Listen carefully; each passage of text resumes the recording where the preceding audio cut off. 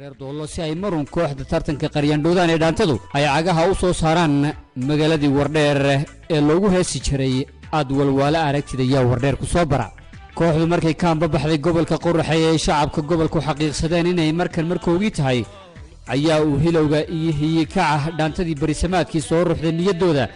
iyagoo ka dhursugayeen kooxda qaryaandhoodaan ee wadata codgudbiyaasha casriga ah ay dhidibada u taagaan qalabkoogii xiisii gaamure ee dhaantadana ay iskaga tumaan wana midda keentay inay ku soo dhaweeyeen awrtii ceelka walwaleed ka soo oonbaxday oo ay gaadiid ahaan ugu diyaariyeen xubnaha kooxda iyadoo dhacdadani ay ka dhacday duleedka magaalada Wardheer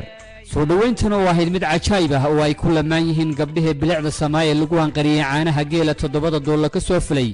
soona daaqay hareeriga ayaa markan waxay siin weeday inay afka ka qabsadaan halabuurayaashii maantayahanka ahaa ee tiimka la socday markaas ay curiyeen heeso iyo dhaantooyin dadka yaabiyadiisaba ay ku amaanayaan laxan iyo muusiq manna la saaray ayay hobolladii wakiilka ka ah kooxdu waxay ku muujiyeen codkoogii dabacsanaa ee ay hibada u lahaayeen